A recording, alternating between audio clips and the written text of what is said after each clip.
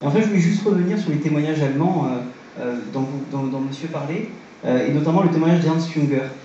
Dans le témoignage, dans les 500 témoins, il y a aussi une exception, en fait. Donc, nous avons fait le choix de ne traiter que des témoignages français.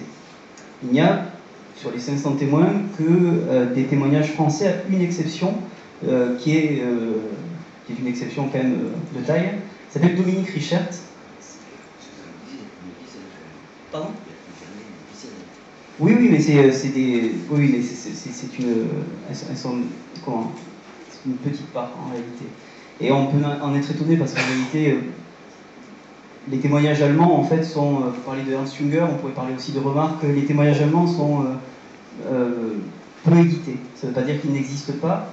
Ils dorment aussi dans les armoires, dans les tiroirs. Ils y sont, dans les familles probablement. Simplement, il n'y a pas en fait la même vague d'édition qu'en France, et donc en fait on a peu de témoignages populaires. Mais justement, Dominique Richert est un témoignage populaire. Il était alsacien et il a vécu la guerre il a vécu la guerre comme un Allemand en fait. C'est-à-dire il écrit en allemand, il vit la guerre du côté allemand, et la guerre qu'il vit, c'est la guerre d'un soldat engagé dans l'armée allemande.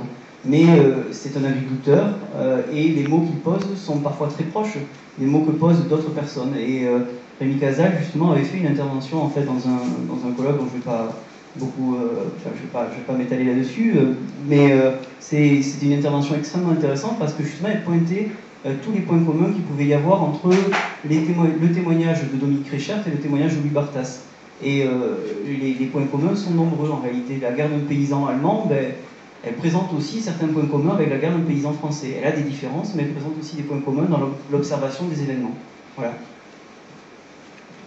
Oui, alors ces Alsaciens lorrains étaient à la fois allemands, mais sont devenus français. C'est ça leur statut ambigu. Ils étaient dans l'Empire allemand en 1914, donc ils ont été engagés, ils ont été mobilisés dans l'armée allemande, sauf une petite minorité qui a réussi à passer en France, et ils ont combattu dans l'armée allemande. Dans le cas qui est cité de Dominique Richert, c'est un Alsacien qui ne parle pas un mot de français. Il ne faut pas se faire d'illusions. Certains, oui, parlaient français, mais un certain nombre d'Alsaciens ne parlaient pas français. Qu'est-ce qu'ils parlaient ? Ils parlaient d'alsacien. Et qu'est-ce qu'ils écrivaient ? Ils écrivaient la langue qu'on leur a appris à l'école, c'est-à-dire l'allemand. C'est parfaitement clair. De la même façon que Louis Barthas, quand il parlait avec ses camarades, parlait en occitan, et que quand il écrivait la seule langue qu'on lui avait appris à écrire, c'est-à-dire le français.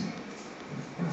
Alors, de ces Alsaciens-Lorrains, nous en avons une petite dizaine, mais il a bien fallu les mettre quelque part, parce qu'on pourrait dire, bon, les Allemands n'en veulent pas parce qu'ils sont français, les Français n'en veulent pas parce qu'ils ont combattu dans l'armée allemande. Bon, on a choisi de les intégrer, et comme le disait très bien Cédric tout à l'heure, il m'est arrivé aussi de faire un exercice pédagogique et de donner des textes à trous, un texte de Barthas, un texte de Richert, bon, en enlevant chaque fois le mot allemand ou le mot français, un truc comme ça, et de demander aux gens qui a écrit ça.